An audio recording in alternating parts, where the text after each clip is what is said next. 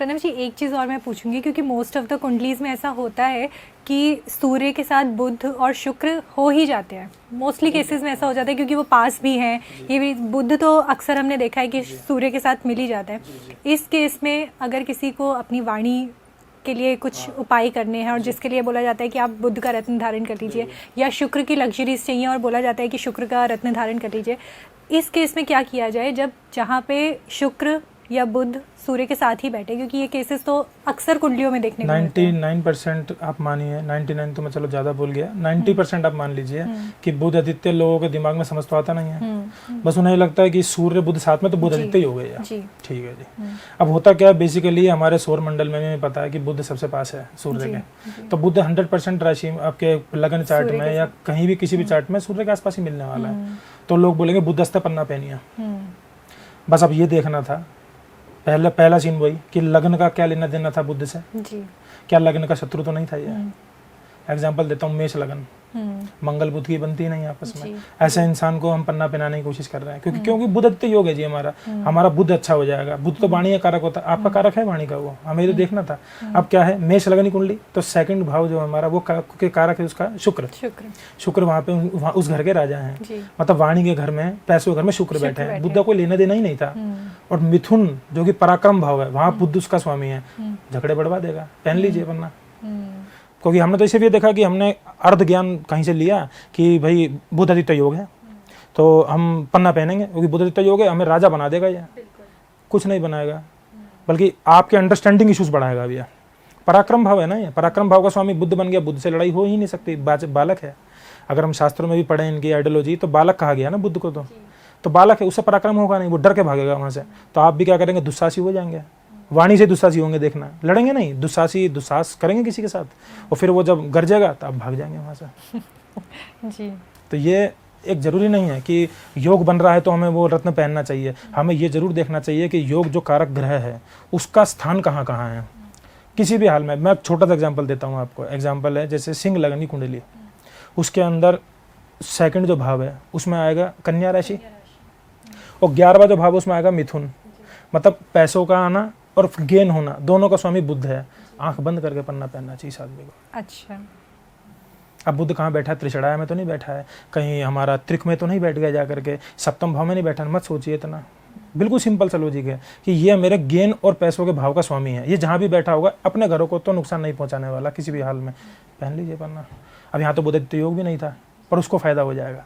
पर जिसको बुध आदित्य योग भी था, बुध भी इसका बहुत अच्छा था, पर स्वामी कहाँ का था? जैसे 8th हाउस का स्वामी हो गया तो वो, अब 8th हाउस क्या है, जैसे लेमन लैंग्वेज में मृत्यु का कहा जाता है उसको। तो क्या बुद्ध का पन्ना पहनने से मृत्यु हो जाएगी? नहीं होगी, बेड रिडन हो जाएंगे आप। लोगों को लगेगा कि आपका प्ले खत्म हो गया धरती पे से, पर आप मृत्यु नहीं हुई, आप पड़ गए बस बेड पे। क्योंकि बुद्ध कारक है, नर्वस सिस्टम के अंदर जितने भी प्रकार की दिक्कतें हो जाती है ना इंसान को, सेल्स में दिक्कत हो जाती है, स्किन पे दिक्कत हो जाती है, बुद्ध की वजह से होती है ज़्यादातर।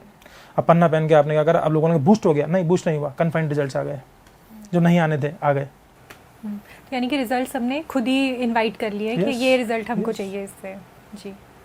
तो प्रणव जी आगे हम बढ़े, इससे पहले एक चीज़ और मैं जानना चाहूँगी। जैसे आपने बोला कि वक्री ग्रह का तो रत्न कोई भी पहन सकता है, कभी भी पहन सकता है, लेकिन एक कुंडली में एक से ज़्यादा ग्रह भी वक्री हो सकते हैं, तो क्या फिर एक से ज़्यादा रत्न पहने जा सकते हैं उस केस में? देखिए, रत्नों का कोई लिमिट नहीं है, कोई इसका कोई एक तरीके का आप ये समझिए एक गाइडलाइन नहीं है कि कितने हम पहन सकते हैं कितने नहीं पहन सकते। पुराने टाइम में अगर आप कभी देखेंगे तो राजा महाराजा सारे रत्न हाथ में धारण करते थे, पर वहाँ एक हैक है। ये हैक एक ज्वेलर समझ सकता है। मैं बताता हूँ इसका रीज़न क्या है। रीज़न ये है कौन सा रत्न टच कर रहा है, कौन सा नहीं कर रहा है। अब ऐसे आपने बहुत से लोग देखे होंगे, या बहुत बड़े ज्योतिषाचार्य या फिर महान पंडित महंत देखे होंगे, सारे हाथों में जेम स्टोन्स पहनते हैं। तो आप बोलते हैं क्या कि सारे स्टोन्स के कन्फाइंड रिजल्ट, मतलब सारे ग्रहों के कन्फाइंड रिजल्ट सारे नहीं। वहाँ हैक ही यही है कि आप अगर चेक कर सकते हैं तो सारे स्टोन टच नहीं कर रहे होंगे उनके स्किन को। एक्चुअली आपसे ये पूछने ही वाली थी कि कई बार ये होता है, ये पता नहीं होता है जब हम रत्न कोई भी धारण करता है तो क्या वो स्किन से टच होना चाहिए, उसकी जो शेप है वो कैसी होनी चाहिए, गले में पहन सकते हैं तो उसका क्या महत्व होता है, तो ये सारी चीज़ें भी आपस में मिली हुई होती हैं। देखिए मैं बताता हूँ, गले में पहनना और टच करना एज अ जेमोलॉजिस्ट मैं कहता हूँ कि हाँ टच होना चाहिए स्टोन। और कुछ स्टोन ऐसे होते हैं जिनको टच की आवश्यकता नहीं होती, वो आकर्षण के पत्थर हैं असल में।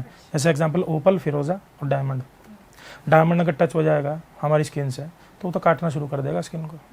आप within a week, within a month अभी इरिटेट हो जाएंगे, उतार के साइड, रिजल्ट मिल गया उसके बाद में। ऐसा नहीं था। तो कुछ स्टोन ऐसे हैं जो आकर्षण के हैं। वैसे सारे जेमस्टोन आकर्षित ही करते हैं लोगों को, आपने देखा होगा, कोई पहनता तो बंदा इंसान सोचता है कि यार बहुत सुंदर स्टोन है, क्या लस्टर सा है, बहुत अच्छा स्टोन है। पर क्या है, कुछ स्टोन्स ऐसे हैं जो आकर्षित करते हैं, वो अगर टच ना भी हो चलेगा। जैसे एग्जांपल फिरोज़ा एक स्टोन है, ठीक है, टर्कवाइज कहते हैं इसको, बेसिकली ईरान से आता है, वो काफ़ी फेमस स्टोन है। तो इसको अगर हम टच ना भी हो हमारे शरीर से चलेगा। पर नवरत्नों में क्या ये स्टोन आता नहीं है? नवरत्नों में नहीं आता। शास्त्रीय नवरत्नों में आता है? नहीं आता। शास्त्रीय नवरत्नों में हमारे वही नवरत्न है जो नवग्रहों से रिलेटेड है। उनका टच होना आवश्यक है, बिल्कुल टच है, होना आवश्यक है उनका। टच अगर वो होते हैं तो होता क्या है, जिस फिंगर में आप धारण करते हैं वो फिंगर उसी ग्रह की होती है। जैसे एग्जाम्पल के तौर पर मैं आपको समझाता हूँ कि हम किसी को तिलक करते हैं जैसे, तो हम इस वाली फिंगर से करते हैं। पर जब पितरों के लिए करते हैं तो हम इस वाली फिंगर से करते हैं। क्यों? क्योंकि पितरों के लिए गुरु की उंगली कही गई है, बृहस्पति के, कि वो गुरु थे हमारे, पितृ थे, पितृ ऋण, देव ऋण, ऋषि ऋण जो चढ़ता है इंसान के ऊपर, तो वो इनसे तिलक करा जाता है। बल्कि आज तक हम देखते हैं तो कभी भी इस उंगली से किसी को तिलक नहीं करा जाता, पर पितरों को इसलिए कहा जाता है क्योंकि ये बृहस्पति की उंगली है, ऐसा आयुर्वेद कहता है। तो फिर हम क्या चाहते हैं कि बृहस्पति का अगर कोई रत्न है तो हम इसी उंगली में धारण करेंगे और वो टच करे इसको। पर अगर आप कोई ऐसा क्रिस्टल धारण कर रहे हैं या फिर कोई भी उपरत्न जैसा कुछ आप कोई चीज़ धारण करना चाहते हैं, आवश्यक नहीं है कि वो टच करे आपको। आप ऐसे भी पहन सकते हैं उसे। नॉर्मल में भी अगर देखिए, लेडीज़ लोग डायमंड ज्वेलरी पहनते हैं, किसी भी फंक्शंस में जाते हैं, या नॉर्मली दैनिक दिनचर्या में भी पहनते हैं। क्या इफेक्ट हो जाता है उनको? कुछ नहीं होता। डायमंड से कोई इफेक्ट नहीं पड़ता उनको, क्योंकि डायमंड टच ही नहीं कर रहा।